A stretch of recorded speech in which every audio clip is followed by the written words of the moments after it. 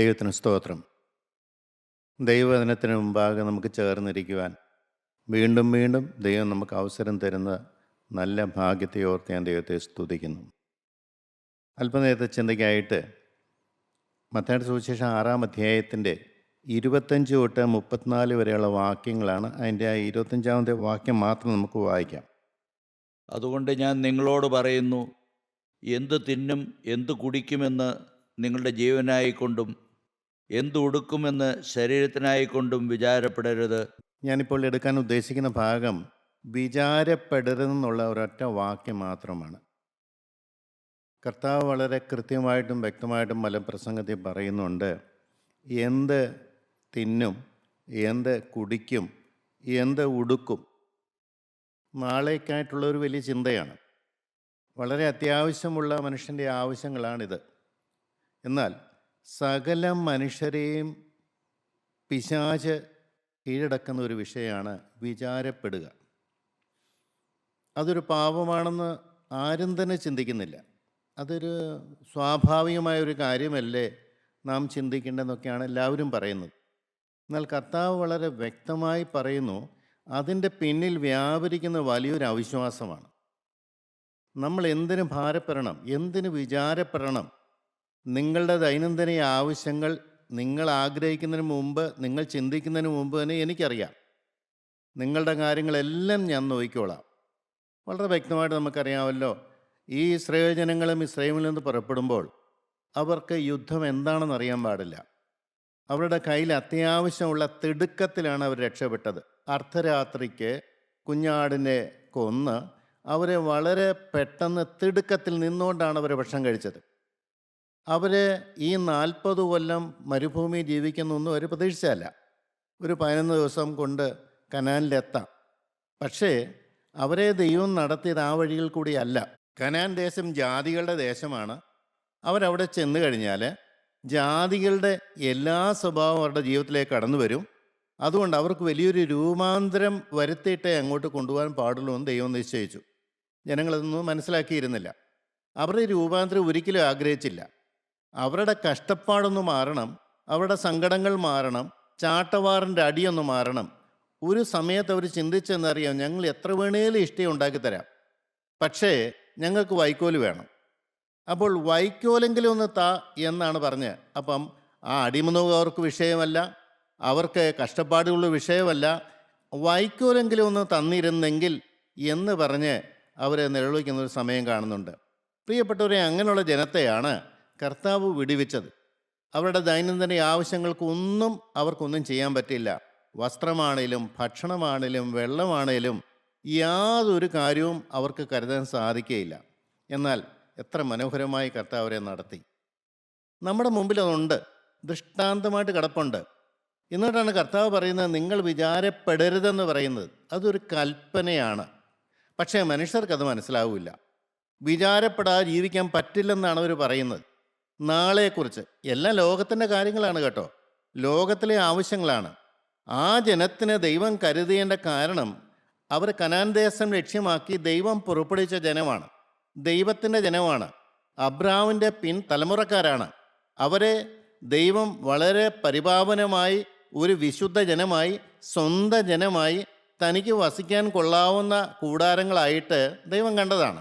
എന്നാൽ ആ ജനത്തിന് അതൊന്നൊരു വിഷയമല്ല. അവർക്ക് അങ്ങേയറ്റം വന്നപ്പോൾ ഈ കഷ്ടപ്പാടൊന്നും മാറിക്കിട്ടണം, അത്രയേ ഉള്ളൂ. എന്നാൽ അവരുടെ സ്വഭാവത്തിൽ യാതൊരു മാറ്റവും വന്നിട്ടില്ല. നമുക്കറിയാം, ആ ചരിത്രങ്ങളെല്ലാം നിങ്ങൾക്ക് നന്നായിട്ടറിയാം. അവർ പിറുപിറുക്കുന്നവരാണ്, വാശി പിടിക്കുന്നവരാണ്, മത്സരിക്കുന്നവരാണ്. അവർക്ക് അവരുടെ അന്നന്നത്തെ കാര്യങ്ങളല്ലാതെ വേറെ ഒന്നുമില്ല. തിന്നുക, കുടിക്കുക, ആനന്ദിക്കുക, അത് തന്നെ. എന്നാൽ അവരെ എങ്ങോട്ടാണ് കൊണ്ടുപോകുന്നത്? ആ മനോഹരമായ ദേശത്ത് ചെല്ലണമെങ്കിൽ ഈ പഴയ സ്വഭാവമൊന്നും പറ്റില്ല.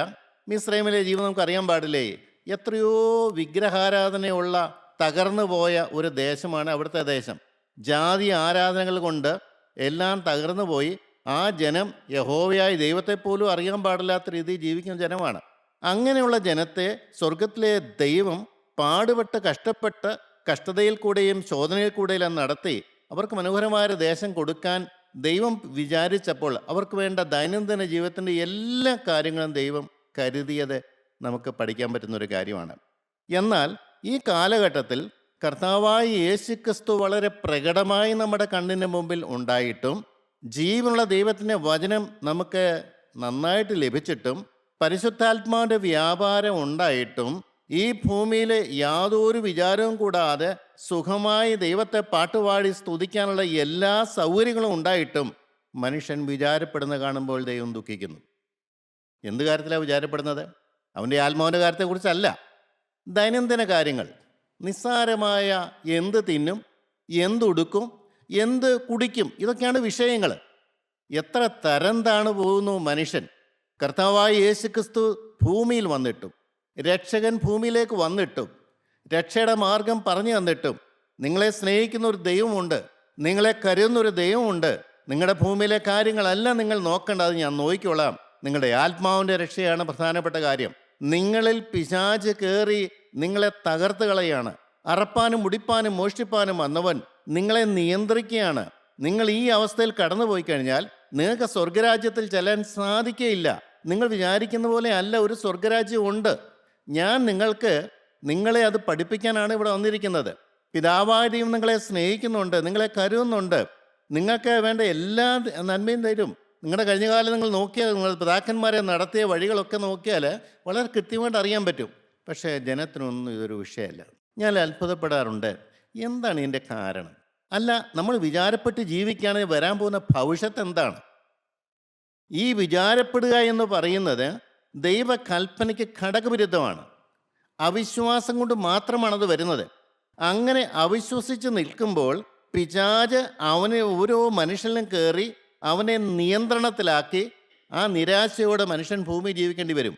ഒരു പറ്റി പറഞ്ഞാൽ ഭൂമിയിൽ തന്നെ നരകം തുടങ്ങുകയാണ്.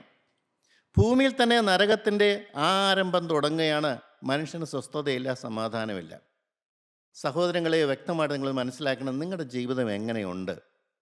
സമാധാനമുണ്ടോ? സന്തോഷമുണ്ടോ? ആശ്വാസമുണ്ടോ? നിങ്ങളുടെ ഹൃദയം ക്രിസ്തുവിൽ ഉല്ലസിക്കുന്നുണ്ടോ?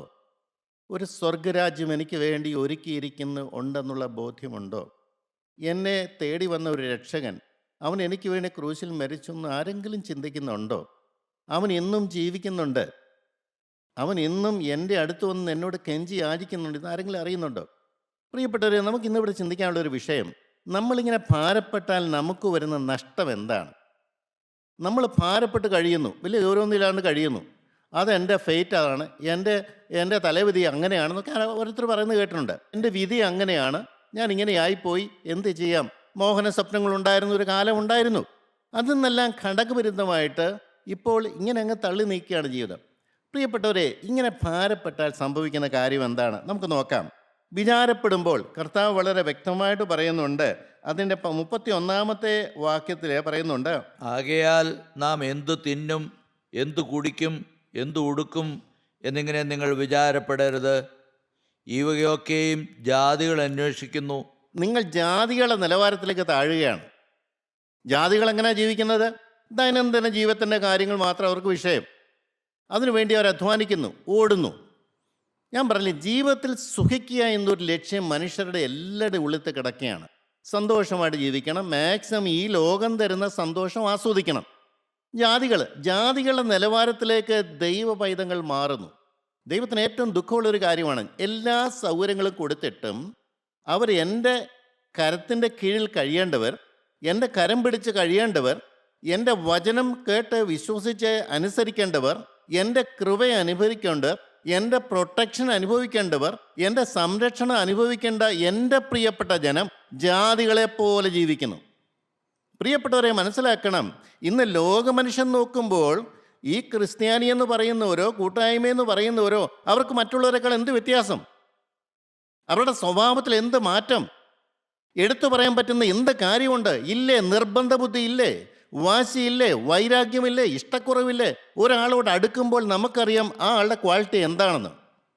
ഒരാളോട് 5 മിനിറ്റ് സംസാരിക്കുമ്പോൾ നമുക്കറിയാം ആളുടെ ലാക്ക് എന്താണ്, ലക്ഷ്യം എന്താണ്, ആളുടെ പോക്ക് എങ്ങനെയാണെന്ന്. ജാതികൾ നോക്കുമ്പോൾ എന്ത് വ്യത്യാസം? കൃപ ലഭിച്ച ജനം, ക്രിസ്തുവിൻ്റെ പിന്നാലെ പോകുന്ന ജനം, കൂട്ടായ്മയുള്ള ദൈവജനം, വേദവസ്തുവുള്ള ദൈവജനം, എന്തെല്ലാം അവരെക്കുറിച്ച് പറയുന്നത്. പക്ഷേ സ്വഭാവത്തിൽ യാതൊന്നും കാണുന്നുമില്ല. ദൈവത്തിൻ്റെ ദുഃഖം അവിടെയാണ്. ജാതികളെപ്പോലെ നിങ്ങൾ ആകുന്നു. നിങ്ങളുടെ ദൈനംദിന ആവശ്യങ്ങൾ മാത്രമേ നിങ്ങൾക്ക് വിഷയമുള്ളൂ. നിങ്ങളുടെ ആത്മാവിൻ്റെ കാര്യം നിങ്ങൾക്കൊരു വിഷയമുള്ള കാര്യമല്ല. ആത്മാവ് ബന്ധനത്തിലാണെന്ന് എത്ര പറഞ്ഞിട്ട് മനസ്സിലാകുന്നില്ല. ആത്മാവ് ബന്ധനത്തിലായി അവൻ ഇപ്പോൾ നമ്മളെ അത് മനസ്സിലാക്കാതെ ഒരു ചെറിയ സമാധാനമൊക്കെ തന്ന് ചെറിയ സന്തോഷമൊക്കെ തന്ന് നമ്മുടെ ആയുസ് ഇങ്ങനെ കളഞ്ഞു കുളിച്ചുകൊണ്ടിരിക്കുകയാണ്. ആയുസ് നഷ്ടപ്പെട്ടു പോവുകയാണ്. കുറെ കഴിയുമ്പോൾ അറിയാം നമുക്ക് രക്ഷപ്പെടാൻ പറ്റാത്ത രീതിയിൽ അവൻ്റെ പിടിയിലായി പോകുന്നു. പ്രത്യേകിച്ച് മരണക്കിടക്കയിലേക്ക് ചെല്ലുമ്പോൾ അറിയാം ഈ മോചിക്കപ്പെടാത്തതായ പാപങ്ങളെല്ലാം കണ്ണിന് മുമ്പിൽ നിരന്നു വന്ന് നിൽക്കും. ഒരായുസ്സിൽ നമുക്ക് ലഭിച്ച കാലം ശുദ്ധീകരണത്തിന് വേണ്ടി ഉപയോഗിക്കാത്തത് കൊണ്ട് പിശാച് മുറുക്കിയിട്ടിട്ട് അവൻ അവകാശം പറഞ്ഞുകൊണ്ട് നിന്ന് നമ്മളെ കൂട്ടിക്കൊണ്ടുപോകാൻ പോകുന്ന ഒരു വലിയ സീൻ അവിടെ കാണാൻ പോവുകയാണ്. ഇത് ദൈവവേദങ്ങൾക്ക് മുന്നമേ കാണാൻ പറ്റും. പക്ഷേ സാധാ ജനങ്ങളത് മനസ്സിലാക്കുന്നില്ല. ജാതികളെപ്പോലെ സാധാ മനുഷ്യരെ പോലെ കള്ളം പറയാനൊരു മടിയില്ല, ദേഷ്യപ്പെടാൻ ഒരു മടിയില്ല, വാശി പിടിക്കാൻ ഒരു മടിയുമില്ല. സ്വല്പ രൂപയുടെ ലാഭത്തിന് വേണ്ടി എന്ത് അന്യായവും കാണിക്കും. എന്ത് മാറ്റം പ്രിയപ്പെട്ടവരെ, ഓരോരുത്തരും ചിന്തിക്കണം. എന്നെ നോക്കി ദൈവം കരയല്ലേ, ദുഃഖിക്കുകയല്ലേ? അല്ല, എൻ്റെ കൂടെ ജീവിക്കുന്ന എൻ്റെ ഭാര്യ എന്നെക്കുറിച്ച് എന്ത് പറയുന്നു? എൻ്റെ മക്കൾ എന്നെക്കുറിച്ച് എന്ത് പറയുന്നു? പ്രിയപ്പെട്ടവരെ, അവർക്ക് നമ്മളെക്കുറിച്ച് എന്താ അഭിപ്രായം? അബ്രാഹാമിൻ്റെ ഭാര്യയായ സാറ പറഞ്ഞു യജമാനനാണെന്ന് പറഞ്ഞു. ജീവനുള്ള ദൈവത്തിൻ്റെ യജമാനൻ വസിക്കുന്ന മൺകൂടാരമാണ്, അതുകൊണ്ട് ഗൗരവമായി സൂക്ഷിക്കണം യജമാനെ എന്ന് വിളിച്ചു. അങ്ങനെ ഒരു ഗൗരവോ അങ്ങനെ ഒരു ബോധമോ നമ്മുടെ കൂടെ ജീവിക്കുന്നവർക്കുണ്ടോ? ഈ മനുഷ്യനിൽ ഒരു തീ ഇറങ്ങിയിട്ടുണ്ട്. ഈ ഒരു മനുഷ്യൻ ദൈവം വസിക്കുകയാണ്, അതുകൊണ്ട് സൂക്ഷിച്ച് വേണം എന്ന് ആർക്കെങ്കിലും ദൈവഭയം ഉണ്ടോ? എൻ്റെ പ്രിയപ്പെട്ടവരെ, നമ്മുടെ അവസ്ഥ എന്താണ്? ഒരു പിശാച് കയറി നമ്മളെ നിയന്ത്രിക്കുന്നത് കൊണ്ട് നമ്മൾ ജാതികളെപ്പോലെ ജീവിക്കുന്നു. നമുക്ക് പ്രത്യേകതയൊന്നുമില്ല. ദൈവത്തിൻ്റെ കൃപ ലഭിച്ച് ദൈവത്തിൻ്റെ ആത്മാവിനെ കൊണ്ട് വീണ്ടും ജനിച്ച് രൂപാന്തരപ്പെട്ട് ദൈവത്തെ സ്നേഹിക്കുകയും ആരാധിക്കുകയും ദൈവത്തിൻ്റെ പിന്നാലെ പോകുന്ന വ്യത്യസ്തമായ വഴികൂടെ പോകുന്നവനാണെന്ന് മറ്റുള്ളവർ പറയുമോ? നമ്മുടെ എന്ത് കാര്യം കണ്ടാൽ അവർക്ക് അനുകരിക്കാൻ പറ്റും. ഫിലിപ്പർക്ക് ലേഖനം 4-ാം അധ്യായത്തിന് 5-ാമത്തെ വാക്യം എല്ലാവർക്കും അറിയാം. കർത്താവിൽ എപ്പോഴും സന്തോഷിപ്പീൻ. സന്തോഷിപ്പീൻ ഞാൻ പിന്നെയും പറയുന്നു, നിങ്ങളുടെ സൗമ്യത സകല മനുഷ്യരും അറിയട്ടെ. കർത്താവ് ഒരുവൻ അടുത്തിരിക്കുന്നു. ഒന്നിനെക്കുറിച്ചും വിചാരപ്പെടരുത്. എല്ലാറ്റിലും പ്രാർത്ഥനയാലും അപേക്ഷയാലും നിങ്ങളുടെ ആവശ്യങ്ങൾ സ്തോത്രത്തോടെ ദൈവസന്നിധിയിൽ അറിയിക്കത്രേ വേണ്ടത്.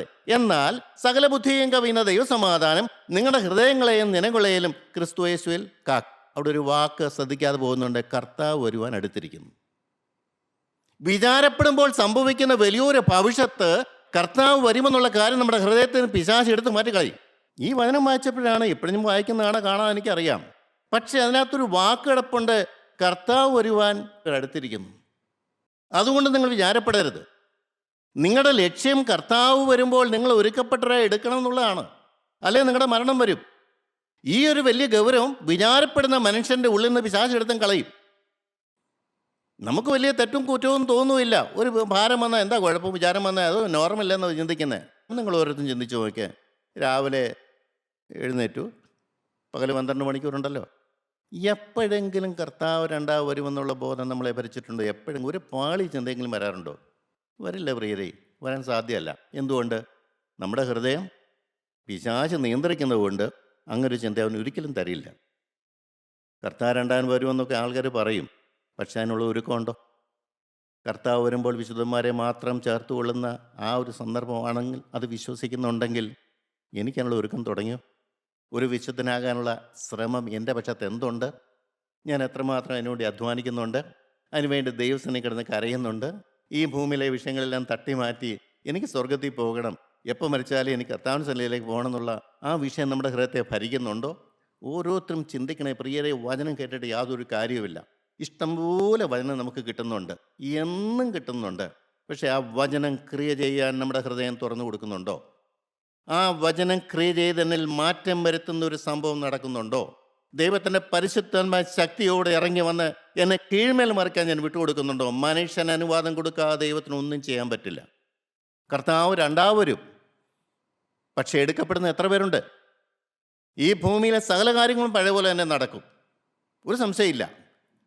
വിദ്യാഭ്യാസം നടക്കും, വണ്ടികൾ നടക്കും, ട്രെയിനുകൾ പോവും, പ്ലെയിനുകൾ പോവും, കൂട്ടായ്മകൾ പിന്നെയും നടക്കും, ദേവാലയങ്ങളിലെ ശുശ്രൂഷകളൊക്കെ നടക്കും.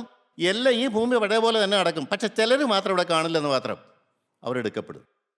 എൻ്റെ ദൈവത്തിന് സ്തോത്രം. കർത്താവിൻ്റെ രണ്ടാമത്തെ വരവ് നിങ്ങൾ ഓരോരുത്തരും ചിന്തിക്കുക, എന്നെ എത്രമാത്രം സ്വാധീനിക്കുന്നുണ്ട്. എൻ്റെ ദൈനംദിന ജീവിത തിരക്കിനിടയ്ക്ക് കർത്താവായ യേശു ക്രിസ്തുവിൻ്റെ രണ്ടാമത്തെ വരവ് എന്നെ സ്വാധീനിക്കുന്നുണ്ടോ? അതിനുള്ള ഒരുക്കം എൻ്റെ ജീവിതത്തിൽ നടന്നിട്ടുണ്ടോ? പ്രിയപ്പെട്ട ദൈവത്തിൻ്റെ പരിശുദ്ധാത്മാവില്ലാതെ അങ്ങനെ ഒരുക്കം നടക്കും? ആത്മാവ് വസിക്കുന്ന ഒരു മനുഷ്യനും മാത്രമേ ദൈവത്തിന് രണ്ടാമത്തെ വരവിനോട് ഒരുങ്ങാൻ പറ്റുകയുള്ളൂ. ആ ചിന്ത അവൻ്റെ ഉള്ളിൽ വരും. നമുക്കറിയാം, ഉയരത്തുള്ളത് തന്നെ ചിന്തിക്കണം എന്ന് പറഞ്ഞു. ചിന്ത പോവോ? നമ്മൾ ഈ ഭൂമിയോട് കട്ടപ്പെട്ട് കിടക്കുകയാണ്. ഭൂമിയിലെ ദൈനംദിന കാര്യങ്ങൾ, ജോലി തിരക്ക്, ജോലിയിൽ 100% ഇമ്മേസ്ഡ് ആയിട്ടുള്ള ജോലിയാണ്. അതിനിടയ്ക്ക് ക്രിസ്തുവിൻ്റെ കാര്യം ഓർക്കുപോലും ചെയ്യത്തില്ല. എല്ലാവരും അങ്ങനെ തന്നെ. എൻ്റെ പ്രിയപ്പെട്ടവരെ, പിശാച് നമ്മളെ ആ രീതിയിലേക്ക് ആക്കുകയാണെന്ന് എത്ര പേര് മനസ്സിലാക്കുന്നുണ്ട്? ഒന്ന്, ഭവിഷ്യത്ത് നമ്മൾ ജാതികളെ പോലെ ആകും. രണ്ട്, വിചാരപ്പെട്ട് കഴിഞ്ഞാൽ കർത്താവിൻ്റെ രണ്ടാമത്തെ വരവെന്നുള്ള ചിന്ത നമ്മുടെ ഹൃദയത്തിൽ മാറും. നമുക്കറിയാം, 1 തെസ്സലോനിക്കർ 3:13 എത്തും നോക്കാം. ഇങ്ങനെ നമ്മുടെ കർത്താവായ യേശു തൻ്റെ സകല വിശുദ്ധന്മാരുമായി വരുന്ന പ്രത്യക്ഷതയിൽ നമ്മുടെ ദൈവവും പിതാവുമായവൻ്റെ മുമ്പാകെ വിശുദ്ധീകരണത്തിൽ അനിന്യരായി വെളിപ്പെടും വണ്ണം നിങ്ങളുടെ ഹൃദയങ്ങളെ സ്ഥിരപ്പെടുത്തുകയും ചെയ്യുമാറാകട്ടെ. ഹൃദയത്തിൽ സ്ഥിരത വേണം പ്രിയരെ, ഹൃദയത്തിൽ സ്ഥിരത വേണം. ഒരൊറ്റ ലക്ഷ്യമേ ജീവിതത്തിൽ വരാൻ പാടുള്ളൂ. കർത്താവിൻ്റെ രണ്ടാമത്തെ വരവിൽ എനിക്ക് എടുക്കപ്പെടണം. അതിനുള്ള ശുദ്ധീകരണം എനിക്ക് പ്രാപിക്കണം. അതിനുള്ള പരിശുദ്ധാത്മാവിനെ എനിക്ക് നേടണം. എൻ്റെ ജീവിതത്തിൽ നിന്ന് കറകളെല്ലാം മാറണം. സാത്താൻ്റെ പിടിയെല്ലാം എൻ്റെ ജീവിതത്തിൽ നിന്ന് മാറണം. എൻ്റെ ഒരേ ഒരു ലക്ഷ്യം, ഒറ്റ ലക്ഷ്യം മാത്രമേ എനിക്കുള്ളൂ. ഒന്നുകിൽ എൻ്റെ മരണക്കിടക്ക്, അല്ലെങ്കിൽ കർത്താവിൻ്റെ രണ്ടാമത്തെ വരവ്. ഇത് എന്താ സംഭവിച്ചാലും സാരമില്ല, ഞാൻ ഒരുങ്ങിയിരിക്കും. എത്ര പേർക്കുണ്ട് നിലവിളിയുണ്ടോ? കർത്താവേ, എനിക്ക് ഒരുക്കം ഇതുവരെ ആയിട്ടില്ല. ഇന്നും ബന്ധനങ്ങളുണ്ട്, ഇന്നും പാപം വരുന്നുണ്ട്. ഒരുപക്ഷെ പ്രവൃത്തി ഇല്ലായിരിക്കാം, ചിന്തകൾ വരുന്നില്ലേ പ്രിയപ്പെട്ടവരെ? മനോഭാവം വരുന്നില്ലേ? സ്വപ്നങ്ങൾ എങ്ങനെയുണ്ട് ചിന്തിക്കണമേ. അല്ല, അതിലും ഇല്ലെങ്കിലും അടിയിൽ കിടപ്പുണ്ട്. അടിയിലെ ഒരു മനുഷ്യർക്കും അറിയാൻ വയ്യാത്ത രീതിയിൽ നമ്മുടെ പാപത്തിൻ്റെ പ്രവണതകൾ. പണ്ട് മാനസാന്തരപ്പെടുന്നതിന് മുമ്പ് എന്തെല്ലാം പാപം ഉണ്ടായിരുന്നോ അതിൻ്റെ എല്ലാം പ്രവണതകൾ അടിയിൽ കിടപ്പുണ്ട്. ഇത് ദൈവസന്നിധിയിൽ ഇരുന്ന് കരഞ്ഞ് പ്രാർത്ഥിച്ച് കഴുകൽ നേടുന്നവരാണ് ഉയരത്തിലേക്ക് പറക്കുന്നവർ. എത്ര പേര് അധ്വാനിക്കുന്നുണ്ട്? ആർക്കെങ്കിലും ഇതൊരു വിഷയമാണോ? പ്രകടമായ പാപമില്ല, എല്ലാം ശരിയായെന്നാണ് പറയുന്നത്. ചിന്തയിലേക്കാരും ചിന്തിക്കുന്നില്ല, വികാരത്തിലേക്കാരും ചിന്തിക്കുന്നില്ല, ആഗ്രഹത്തിലേക്കാരും ചിന്തിക്കുന്നില്ല, സ്വപ്നത്തിലേക്കാരും ചിന്തിക്കുന്നില്ല. അല്ല, ഇതെല്ലാം പോയാൽ അപ്പോസ്തലൻ എന്താ പറഞ്ഞ? എനിക്കൊരു പാപത്തെക്കുറിച്ചും ബോധ്യം ഇല്ല എങ്കിലും ഞാൻ ദൈവസന്നിധിയിൽ നീതിമാനാകുകയില്ല, ദൈവമല്ലേ എന്നെ ന്യായം വിധിക്കുക. എന്താണ് എൻ്റെ അർത്ഥം? ഒരു പാപവും പുറമേ വന്നില്ലെങ്കിലും അകമനസ്സിൽ, അടിമനസ്സിൽ പാപത്തിൻ്റെ പ്രവണതയുണ്ട്. ഏത് സമയത്തും പൊങ്ങും. മോശയുടെ ജീവിതം അതാണ് നാം പഠിക്കുന്നത്. ദാവീദിന്റെ ജീവിതത്തിൽ നാം പഠിക്കുന്ന കാര്യം അതാണ്. അതിലേക്ക് പോകാൻ ഇപ്പോൾ ഞാൻ ആഗ്രഹിക്കുന്നില്ല. എൻ്റെ പ്രിയ സഹോദരങ്ങളെ, കർത്താവിൻ്റെ രണ്ടാമത്തെ വരവ് നമ്മുടെ ജീവിതത്തിൽ നിന്ന് നഷ്ടപ്പെടും. ആഗ്രഹം നഷ്ടപ്പെടും. ശത്രു നമ്മളെ പിടിമുറുക്കും. മൂന്നാമത്തെ കാര്യം എന്താണ്? ലൂക്കോസ് സുവിശേഷം 10-ാം 41 വാക്യത്തിൽ എല്ലാവർക്കും അറിയാവുന്ന കാര്യമാണ്. മാർത്തയുടെയും മറിയയുടെയും ആ വീട്ടിലെ കാര്യങ്ങൾ. കർത്താവായ യേശു ക്രിസ്തു ആ വീടിൻ്റെ മുന്നിൽ കൂടി ഇങ്ങനെ പോകുമ്പോൾ ആ വീട്ടിൽ നിന്ന് നടക്കാൻ പോകുന്ന ഭവിഷ്യത്ത് എന്താണെന്ന് കർത്താവ് മുൻകൂട്ടി കാണുന്നുണ്ട്. പക്ഷേ ദൈവത്തിനൊന്നും ചെയ്യാൻ പറ്റില്ല. ആരെങ്കിലും വിളിക്കണ്ടേ? ഭാഗ്യത്തിന് മാർത്ത വിളിച്ചു. മാർത്തയാണ് മുൻകോട്ടിറങ്ങിയത്. എൻ്റെ ദൈവത്തിന് സ്തോത്രം. മാർത്ത വിളിച്ചു.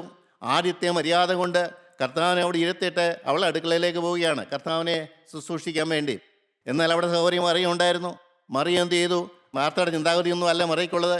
യേശു വന്നപ്പോൾ എന്തുകൊണ്ടോ അവൾക്ക് തോന്നി ഇവൻ്റെ കാൽപാദങ്ങൾ ഇരിക്കുന്നതാണ് നല്ലത്. എൻ്റെ ദൈവത്തിന് സ്തോത്രം. ഒരേ കുടുംബത്തിൽ 2 പേര്, 2 വ്യത്യസ്ത ചിന്താഗതികൾ അല്ലേ?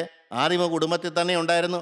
ആ അപ്പൻ്റെയും അമ്മയുടെയും മക്കൾക്ക് 2 പേരാണ്, 2 വ്യത്യസ്ത ചിന്താഗതികൾ. എവിടെയും അങ്ങനെയാണ്. എൻ്റെ കാര്യങ്ങളൊന്നും കൂടുതൽ പറയാൻ എനിക്കറിയാൻ പാടില്ല. മാർത്തയ്ക്ക് ഒരു കൃപ ലഭിച്ചു. അവൾ കർത്താവിൻ്റെ കാൽപാദങ്ങളിൽ ഇരുന്ന് ശരിയായിട്ടിരുന്ന് വചനം കേട്ടുകൊണ്ടിരുന്നു. അതിൻ്റെ പിന്നിലേക്ക് പോകാമെന്ന് എനിക്കറിയാൻ പാടില്ല. എന്നാൽ മാർത്തയുടെ മനോഭാവം കണ്ട കർത്താവ് ദുഃഖിച്ചു. അവളാണ് യേശുവിനെ വിളിച്ചത്. ശരിയാണ്, സത്യമാണ്. അതുകൊണ്ട് വൻകാര്യം ആ വീട്ടിൽ നടക്കാൻ പോവുകയാണ്. അതും ശരിയാണ്. പക്ഷെ മാർത്തയുടെ ഇന്നത്തെ അവസ്ഥ കണ്ടിട്ട് കർത്താവ് ദുഃഖത്തോട് പറയുന്നു, മാർത്തേ മാർത്തേ, നീ പലതിനെ ചൊല്ലി വിചാരപ്പെട്ടും മനസ്സ് കലങ്ങിയും നിന്റെ നല്ല അംശം നിനക്ക് നഷ്ടപ്പെട്ടു പോയിരിക്കുകയാണ്. എന്താണ് ഈ നല്ല അംശം? ജീവനുള്ള ക്രിസ്തു, ദൈവം നിനക്ക് നഷ്ടപ്പെട്ടിരിക്കുകയാണ്. കാര്യം, നിനക്ക് പുറമേ നല്ല പ്രവർത്തനമുണ്ട്, നല്ല ആഭിചാര്യമുണ്ട്. ജനങ്ങളുടെ മുമ്പിൽ നിന്നെക്കുറിച്ചാണ് എല്ലാവർക്കുള്ള മതിപ്പ്. നിന്റെ തീഷ്ണത, നിന്റെ ആഗ്രഹങ്ങൾ, നിൻ്റെതായ ആത്മീയമായ എല്ലാ കാര്യപരിപാടിയും എല്ലാവരും കൈയടിക്കുന്നതാണ്. പക്ഷേ സൃഷ്ടാവായ ദൈവം നോക്കുമ്പോൾ പറയാണ്, നിനക്ക് യേശു എന്ന് പറഞ്ഞൊരു കാര്യമില്ല. ജീവനുള്ള ദൈവം നിൻ്റെ ഹൃദയത്തിൽ ഇല്ല. എന്താ പറ്റിയോ? വലിയ പ്രകടമല്ലോ, തെറ്റുമല്ലോ പറ്റിയോ? ഇല്ല പ്രിയരെ, ലക്ഷ്യം മാറിപ്പോയി.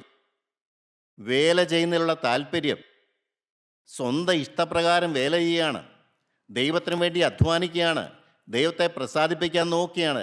എൻ്റെ സഹോദരങ്ങളെ, കർത്താവായ യേശുക്രിസ്തു വ്യക്തമായി പറയുന്നു, ദൈവം ഒരു മനുഷ്യനിൽ പ്രസാദിക്കുന്നത് അവൻ്റെ പ്രവർത്തനം കണ്ടല്ല, അവൻ്റെ തീഷ്ണത കൊണ്ടല്ല, അവൻ്റെ ആത്മാർത്ഥം കൊണ്ടല്ല. അവൻ ജീവനുള്ള ദൈവത്തിൻ്റെ വചനം കേട്ടനുസരിക്കാൻ എത്രമാത്രം താല്പര്യമുണ്ട്. എൻ്റെ പ്രിയ സഹോദരങ്ങളെ, ഇന്നത് പറഞ്ഞ ആർക്കെങ്കിലും മനസ്സിലാവുമോ? വചനം ഇഷ്ടം പോലെ ഉണ്ട്, വചനം കേൾക്കുന്നുണ്ട്, കേൾക്കുന്ന ഭാഗ്യമാണെന്നാണ് പറയുന്നത്. അല്ല പ്രിയരെ, വചനം കേട്ട് അതിൻ്റെ മർമ്മം മനസ്സിലാക്കി ദൈവം എന്നോട് കൽപ്പിക്കുന്നതാണ് ഈ വചനം, എനിക്കനുസരിച്ചേ പറ്റുള്ളൂ എന്നുള്ള നിർബന്ധം വന്നിട്ട് കർത്താവിനോട് പറഞ്ഞു, കർത്താവേ എനിക്ക് പറ്റണില്ലല്ലോ, എന്താണ് കാരണം? അത്രമാത്രം പിശാചിൻ്റെ ബന്ധനം എൻ്റെ ജീവിതത്തിലുണ്ടല്ലോ, പാരമ്പര്യത്തിൻ്റെ ശാപം എൻ്റെ ജീവിതത്തിലുണ്ടല്ലോ. കർത്താവേ, ഒരു പരിഹാരം എനിക്ക് തരണമേ, വചനത്തോട് താല്പര്യം തരണമേ, വചനം അനുസരിക്കാനുള്ളൊരു കൃപ എനിക്ക് തരണമേ, ഈ ലോകം ചപ്പെന്നും ചവറെന്നും കാണാനുള്ളൊരു ഭാഗ്യം എനിക്ക് തരണമേ, ആത്മാവിൻ്റെ കണ്ണ് എനിക്ക് തുറന്നു തരണമേ എന്ന് പ്രാർത്ഥിക്കുന്ന എത്ര പേരുണ്ട്? അവൾ പറയുന്നത്, അവൾ ശുശ്രൂഷയിൽ കുഴങ്ങി. ശുശ്രൂഷ ചെയ്യുന്ന കുഴങ്ങനാണോ? ദൈവമില്ലാതെ ശുശ്രൂഷ ചെയ്താൽ കുഴയും പ്രിയപ്പെട്ടവരെ. ദൈവത്തിന് പ്രാധാന്യം കൊടുക്കാതെ ശുശ്രൂഷ ചെയ്താൽ കുഴങ്ങും. ഇന്ന് അനേകർ ദൈവത്തെ പ്രസാദിപ്പിക്കാൻ നോക്കുന്നത് ശുശ്രൂഷ ചെയ്താണ്. ദൈവത്തെ പ്രസാദിപ്പിക്കാൻ നോക്ക്. ദൈവത്തിൻ്റെ ഇഷ്ടമോ നിങ്ങളുടെ ശുദ്ധീകരണം തന്നെ. അതില്ലാതെ ഒരു വേലയുമില്ല. അതില്ലാതെ എന്തു വേല ചെയ്താലും ദൈവം പ്രസാദിക്കുകയില്ല. വളരെ കൃത്യമായും വ്യക്തമായിട്ട് പറയുന്നു, ഞാൻ നിങ്ങളുടെ ഹൃദയത്തിൽ സ്ഥിരമായി വസിച്ച് നിങ്ങളെ നിയന്ത്രിക്കുന്ന ഒരവസ്ഥയുണ്ട്. അപ്പോഴാണ് നിങ്ങളുടെ വേല ഫ്രൂട്ട്ഫുൾ ആകുന്നത്. ഞാൻ പ്രസാദിക്കുന്ന വേല ഞാൻ നിങ്ങളുടെ ഹൃദയത്തിൽ വന്നിരുന്നിട്ട് ഞാൻ ചെയ്യുമ്പോഴാണ് സ്വർഗത്തിലെ ദൈവത്തിന് സന്തോഷം വരുന്നത്. ഇന്ന് അതൊന്നും ആർക്കും ഒരു വിഷയമല്ല. എന്തെങ്കിലും ഒരു ചെറിയ മാനസാന്തരം കിട്ടിയാൽ, ഒരു ആദ്യ സ്നേഹം കിട്ടിക്കഴിയുമ്പോൾ വേല തുടങ്ങുകയാണ്. ആരുടെ വേല? ജഡത്തിൻ്റെ വേല, സ്വയത്തിൻ്റെ വേല. ദൈവം പ്രസാദിക്കുന്നതാണ് വിചാരിച്ച് ഈ മാർത്ത എന്നാ ചെയ്ത്? കുഴങ്ങി ശുശ്രൂഷ ചെയ്തു, ഓടി കടന്ന് ശുശ്രൂഷ ചെയ്ത്. അവിടെ പരാതി എന്താണ്? യേശുവിനോടും മറിയോടും പരിഭവം. നോക്കണേ, ആലോചിച്ച് നോക്കണേ. യേശുവിനെ പ്രസാദിപ്പിക്കാൻ വേണ്ടി അവളെ കഠിനാധ്വാനം ചെയ്യുകയാണ്. മറിയ അതിനോട് ചേർന്നില്ല. അവൾക്ക് യേശുവിനോട് പരാതി എന്താ? എന്നെ തനിയെ ശുശ്രൂഷയ്ക്ക് ഏൽപ്പിച്ചിട്ട് മറിയ നിൻ്റെ കാൽപാദങ്ങളിരിക്കുന്ന നീ കാണുന്നില്ലേ? ഞാൻ നിനക്ക് വേണ്ടിയല്ലേ ഈ അധ്വാനിക്കുന്നത്? മറിയോടൊന്ന് വരാൻ നീ എന്തുകൊണ്ടാണ് പറയാതിരുന്നത്? അതല്ലേ എൻ്റെ ശരി. ജീവനുള്ള ദൈവത്തോട് തർക്കിക്കുകയാണ്, ദൈവത്തോട് പരിഭവം പറയുകയാണ്, അല്ല ദൈവത്തിന് ഉപദേശം കൊടുക്കുകയാണ്. നീ ഇങ്ങനെയല്ല ചെയ്യേണ്ടത്. ആ മറിയെ എൻ്റെ അടുത്തേക്ക് പറഞ്ഞു വിടാനുള്ള ഒരു ഉത്തരവാദിത്വം നിനക്കുണ്ട്, നീ അത് ചെയ്യുന്നില്ല. ഞാനിവിടെ കിടന്ന് കഷ്ടപ്പെടുന്ന കണ്ടിട്ട് ഒന്ന് വരണമല്ലോ. ഒരു അതിഥി വരുമ്പോൾ ഇങ്ങനെയാണോ ചെയ്യേണ്ടത്? എല്ലാവരെയും അവൾ വിധിക്കുകയാണ്, എല്ലാവരെയും അവൾ വിധിച്ചു തള്ളുകയാണ്. അവിടെ ഇഷ്ടപ്രകാരം ഓരോ കാര്യം നടക്കണം. ആത്മീയത്തിൻ്റെ ഏറ്റവും വലിയ അപകടാവസ്ഥ അതാണ് പ്രിയപ്പെട്ടവരെ.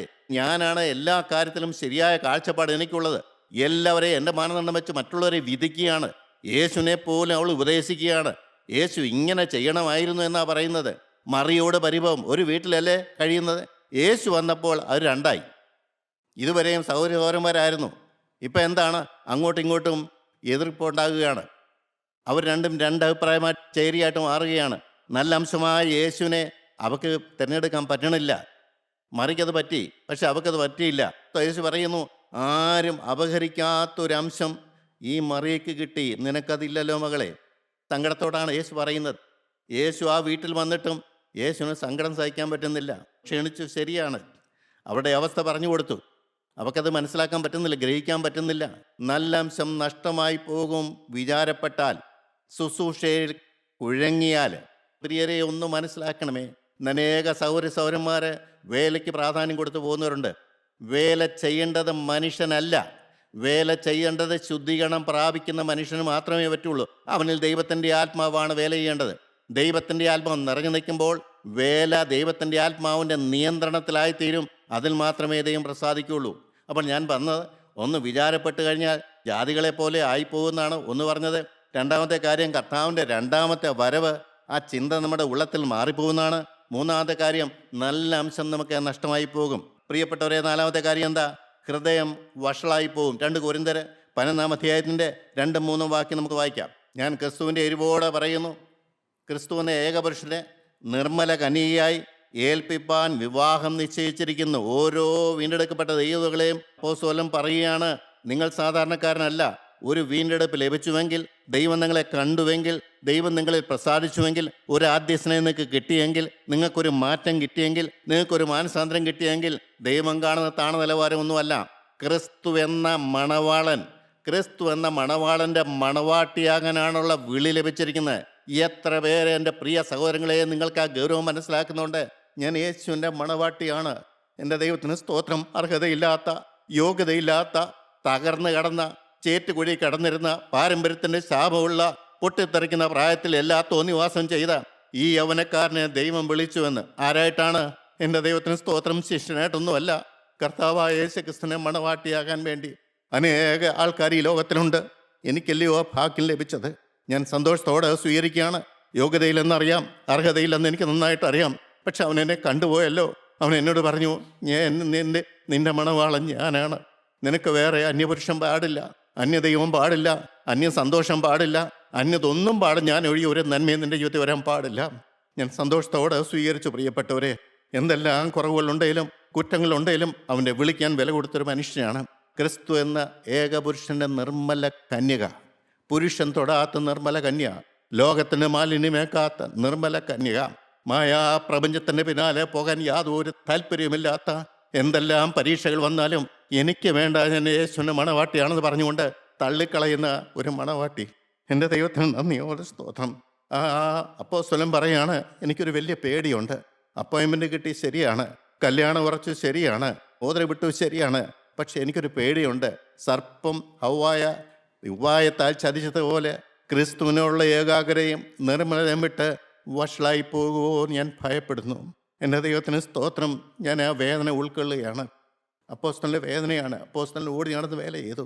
അനേകർക്ക് സത്യം കാണിച്ചു കൊടുത്തു, അനേകർക്ക് ആത്മാവിനെ കൊടുത്തു, അനേകർക്ക് മനസാന്തരം കൊടുത്തു, അനേകർക്ക് ആദ്യ സ്നേഹം കൊടുത്തു. പക്ഷേ പിന്മാറിപ്പോവുകയാണ് അനേകർ. അവരെ എല്ലാം കിട്ടിയിട്ടും യേശു ക്രിസ്തു നല്ലവണ്ണാൻ തോന്നുന്നില്ല, എൻ്റെ മണവാളനാണെന്ന് തോന്നുന്നില്ല. അവൻ എനിക്ക് സ്ഥലം ഒരുക്കാൻ പോയിരിക്കുകയാണ്. സ്ഥലം ഒരുക്കിയ ശേഷം താൻ ഇരിക്കുന്ന സ്ഥലത്ത് എന്നെയും ഇരുത്തുമെന്ന് പറഞ്ഞിട്ട് അവൻ കടന്നുപോയതാണ്. അവൻ വരിക തന്നെ ചെയ്യും. ആർക്ക് മനസ്സിലാകും? ദൈവാത്മാവുള്ളവന് മനസ്സിലാകും. ദൈവാത്മാവുള്ളവന് ആ ബന്ധം കിട്ടും. സ്തോത്രം. അവൻ കള്ളം പറയുകയില്ല. എൻ്റെ പ്രിയപ്പെട്ട അരുമോണാൽ എന്നെ ചേർക്കാൻ വരും, ഒരു സംശയം എനിക്കില്ല. ആ ഒരു ചിന്താകുഴപ്പവും എനിക്കില്ല. എത്ര പേർക്ക് ആ ചിന്തയുണ്ട് എൻ്റെ പ്രിയപ്പെട്ടവരെ? വിവാഹം നിശ്ചയിക്കപ്പെട്ട കന്യക എങ്ങനെ ജീവിക്കണം? സാധാ മനുഷ്യൻ ജീവിക്കുന്ന പോലെ ജീവിക്കാൻ പറ്റുമോ? എൻ്റെ പ്രിയ സഹോദരങ്ങളെ, നിങ്ങൾ സ്വർഗരാജ്യത്തിലെ കർത്താവായ യേശു ക്രിസ്തു ഇരിക്കുന്ന അതേ സ്ഥലത്ത് നിങ്ങളും ഇരിക്കാനുള്ളവരാണ്. ആയിരിക്കുന്ന അവസ്ഥയിൽ നിങ്ങൾക്ക് അവിടെ ചെല്ലാൻ പറ്റുമോ? ഈർഷയില്ലേ, ദേഷ്യമില്ലേ, മുഷിച്ചിലില്ലേ, ഭാരമില്ലേ, ആകുലമില്ലേ, ടെൻഷനില്ലേ? നിങ്ങൾ ആരുടെ സന്തതിയാണ്? പിശാചെന്ന് പറഞ്ഞ അപ്പൻ്റെ സന്തതികളാണ്. കർത്താവായ യേശു ക്രിസ്തു പരീശന്മാരെ കണ്ടിട്ട് പറഞ്ഞു, സർപ്പസന്തതി എന്ന് പറഞ്ഞു. സർപ്പത്തിൻ്റെ സന്തതിയാണെന്ന്. അവർക്ക് വല്ലതും മനസ്സിലായോ? അവർക്ക് വൈരാഗ്യം കൂടി. ഇന്നും അങ്ങനെയാണ് എല്ലാവരും. കർശനമായ കാര്യങ്ങൾ പറയുമ്പോൾ കല്ലെറിയുന്നവരാണ് എല്ലാവരും. എന്നാൽ അത് എന്നെക്കുറിച്ചാണ് പറയുന്നത്. എത്ര പേര് ഗ്രഹിക്കുന്നുണ്ട്? അപ്പോസ്തലൻ കരയുകയാണ്. ഇതിനു മുമ്പ് അപ്പോസ്തലൻ പറഞ്ഞു, ക്രിസ്തു നിങ്ങളിൽ ഉരുവാകുവോളം പ്രസവേദനപ്പെടുന്ന എൻ്റെ കുഞ്ഞുങ്ങളെ എന്ന്. ഒരു സ്ത്രീ പ്രസവേദനപ്പെടുന്നത് പോലെയുള്ള വേദനയാണ് അപ്പോസ്തലനുള്ളത്. നിങ്ങൾക്ക് നഷ്ടപ്പെടുത്തി കഴിഞ്ഞ ക്രിസ്തുവിനെ നിങ്ങൾക്ക് വീണ്ടും കിട്ടുന്നവരെ എത്ര പേർക്ക് അതിന് ഗൗരവം കൊടുക്കുന്നുണ്ട്? എല്ലാവരും പറയുന്നത് എൻ്റെ ഹൃദയത്തിൽ ക്രിസ്തു ഉണ്ട്. പാപമുണ്ടോ? പാപമുണ്ട്. ക്രിസ്തുവുണ്ടോ? ക്രിസ്തുവുണ്ട്. ഇങ്ങനെ സമ്മിശ്രജാതിയായി ജീവിക്കുന്ന ഒരനുഭവം. ദൈവത്തെ തരം താഴ്ത്തരുതേ. അവൻ പിശാചിൻ്റെ കൂടെ ഒരു കാരണവശാലും കൂട്ടുകൂടുന്നൊരു വ്യക്തിയല്ല. ഇരുട്ടുള്ളിടത്ത് വെളിച്ചം കാണുകയില്ല, വെളിച്ചമുള്ളിടത്ത് ഇരുട്ട് കാണുകയില്ല. അവൻ ഒരിക്കലും താത്താനുമായിട്ടൊരു കോംപ്രമൈസ് വരികയില്ല. എൻ്റെ പ്രിയ സഹോദരിയെ, നിങ്ങൾ പോഷ്കിന് അടിവപ്പെട്ടു പോവുകയാണ്. വെളിച്ചമുണ്ടെങ്കിൽ അവിടെ ഇരുട്ട് കാണുകയില്ല. ആ വെളിച്ചം നഷ്ടപ്പെടാതിരിക്കാൻ നമ്മൾ ശ്രദ്ധിക്കണം. നിങ്ങളെ ക്രിസ്തുവിനുള്ള ഏകാഗ്രതയും നിർമ്മലതയും വിട്ടാൽ വഷളായി പോകും. എൻ്റെ പ്രിയരെ, ഇത്രമാത്രം ഗൗരവമാണ് ഞാൻ മനസ്സിലാക്കിയിരുന്നില്ല. ഏകാഗ്രത, നിർമ്മലത എന്ന് പറഞ്ഞാൽ എന്താണ്? ഒറ്റ ലക്ഷ്യം, യേശു ക്രിസ്തു എന്ന ക്രിസ്തുവിനോടുള്ള ഏകാഗ്രമായ ചിന്തകൾ. അത് എപ്പോഴും പകലുള്ള 12 മണിക്കൂർ മാത്രമല്ല, രാത്രി കിടക്കുമ്പോൾ നിന്നിലുള്ള ആത്മാവ് ദൈവത്തോട് പ്രാർത്ഥിച്ചുകൊണ്ടിരിക്കും. കർത്താവേ, ദുസ്വപ്നങ്ങളൊന്നും വരല്ലേ, ഈ മകനെ വേലി കെട്ടി സൂക്ഷിക്കണേ. റോമർക്കെഴുതിയ 8-ാം അധ്യായത്തിൽ അത് വ്യക്തമായിട്ട് എഴുതിയിട്ടുണ്ട്. ആത്മാവദാനം ഉച്ചരിച്ചുകൂടാത്ത ഞരക്കങ്ങളാൽ നമുക്ക് വേണ്ടി പക്ഷപാതം ചെയ്യുന്നു. എൻ്റെ പ്രിയ സഹോദര, നിന്റെ മേൽ ഈ ആത്മാവുണ്ടോ? നിന്നെ കഴുകുന്ന ഈ ആത്മാവുണ്ടോ? ഉപദേശം തരുന്ന ആത്മാവുണ്ടോ? ശരിയായ പാത നടത്തുന്ന ആത്മാവുണ്ടോ? ആത്മാവിനെ ഇറങ്ങാൻ നീ വിട്ടുകൊടുത്തിട്ടുണ്ടോ? നീ ദൈവത്തോട് വാക്ക് പറഞ്ഞോ, ഞാൻ നിൻ്റേതാണ്, നിന്റെ ക്രൂശിലെ രക്തത്തിൻ്റെ വിലയാണ് ഞാൻ, നിന്റെ അധ്വാനത്തിൻ്റെ ഫലമാണ് ഞാൻ. തകർന്നു പോയ ജീവിതം നീ മെനഞ്ഞവനാണ്. നീ എൻ്റെ കുശവനാണ്. ദൈവത്തിന് സ്തോത്രം. ഒരു ഭാവി എനിക്കുണ്ടായിരുന്നില്ല, ഒരു പ്രത്യാശ എനിക്കുണ്ടായിരുന്നില്ല, ഒരു സമാധാനം എനിക്കുണ്ടായിരുന്നില്ല, ഒരു ലക്ഷ്യബോധം എനിക്കുണ്ടായിരുന്നില്ല. എൻ്റെ യേശുവാണ് എന്നെ ശരിയായ പാതയിലേക്ക് കൊണ്ടുവന്നത്. ജീവൻ്റെ മാർഗം അവന് കാണിച്ചു തന്നു. ജീവനുള്ള ക്രിസ്തുവിനെ കാണിച്ചു തന്നു. പരിശുദ്ധാത്മാവിൻ്റെ വ്യാപാരം എന്താണെന്ന് എനിക്ക് മനസ്സിലാക്കി തന്നു. അവന് വേണ്ടി ജീവിതം വിട്ടുകൊടുത്താൽ ഇത്രയും സമാധാനമുള്ള ജീവിതമുണ്ടെന്ന് ഞാൻ അറിഞ്ഞിരുന്നില്ല. എൻ്റെ പ്രിയ സഹോദരങ്ങളെ, ഹൃദയം വഷളായി പോയാൽ പിന്നെ പറഞ്ഞിട്ട് എന്ത് കാര്യമായിരിക്കുന്നു? യേശു ക്രിസ്തു ആ പടിക്കൽ വരികയില്ല. ദൈവത്തിന് സ്തോത്രം. നിങ്ങളോട് പറഞ്ഞല്ലോ, ഒന്ന്, നിങ്ങൾ വ്യാരപ്പെട്ട ആ ജാതികളെ പോലെ ആകും. രണ്ട്, കർത്താവിൻ്റെ വരവ് നിങ്ങൾക്ക് വിഷയം നിങ്ങളുടെ ഉള്ളത്തിൽ കാണുകയില്ല. മൂന്ന്, നല്ല അംശമായ യേശു ഹൃദയത്തെ കാണുകയില്ല. നാല്, ഹൃദയം വഷളായി പോകും. വിചാരപ്പെട്ട് വരുന്ന ഒരു നിസ്സാര കാര്യം കൊണ്ട് ഒരു മനുഷ്യൻ്റെ ആത്മാവിന് സംഭവിക്കുന്ന ഈ 4 കൂട്ടം കാര്യങ്ങൾ പറഞ്ഞു. എൻ്റെ പ്രിയ സഹോദരങ്ങളെ, നിങ്ങൾ വ്യക്തമായിട്ട് മനസ്സിലാക്കുക. നിങ്ങളൊന്ന് മനസ്സ് വെച്ചാൽ, നിങ്ങളൊന്ന് വിശ്വസിച്ചാൽ നിങ്ങളുടെ ഈ കലക്കം മാറും. സാത്താൻ്റെ ബന്ധനങ്ങൾ അഴിയും. നിങ്ങൾക്ക് സമാധാനത്തോടെ ഈ ഭൂമി ജീവിക്കാൻ പറ്റും. ആർത്തുപാടി സ്തുതിക്കാൻ പറ്റും.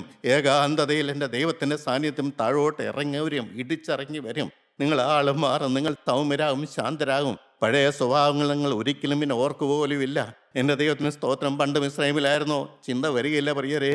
ഇന്ന് യേശുവിനോട് കൂടിയുള്ള ജീവിതം, അവനെ കരം പിടിച്ചുകൊണ്ട് ജീവിതം, അവനെ മുറുകെ പിടിച്ചുകൊണ്ടുള്ള ജീവിതം, സാന്നിധ്യം നഷ്ടപ്പെടാതിരിക്കാൻ കൊതിക്കുന്ന ഒരു ജീവിതം, അവൻ്റെ സമാധാനം അനുഭവിച്ചുകൊണ്ട് പോകുന്ന ഒരു ജീവിതം.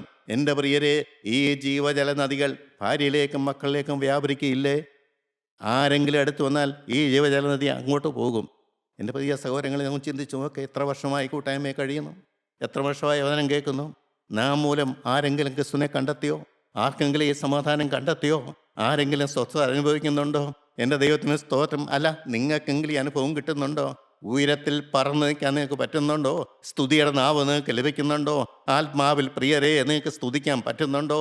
സത്യത്തിൻ്റെയും ആത്മാവിൻ്റെയും ആരാധന നിങ്ങൾക്ക് ലഭിച്ചിട്ടുണ്ടോ? ഇല്ലെങ്കിൽ നിങ്ങൾ ദൈവത്തോട് പ്രാർത്ഥിക്കുക. കർത്താവേ, ശത്രു എന്നെ അടക്കിയിരിക്കുകയാണല്ലോ, കീഴടക്കിയിരിക്കുകയാണല്ലോ. എനിക്കൊരു മോചനം തരണമേ. തിരുരക്തം എൻ്റെ മേൽ തളിക്കണമേ. നിൻ്റെ ബന്ധനം എനിക്ക് അഴിച്ചു തരണമേ. നിൻ്റെ ആത്മാവിനെ എനിക്ക് തരണമേ. എൻ്റെ കണ്ണ് എനിക്ക് തുറന്നു തരണമേ.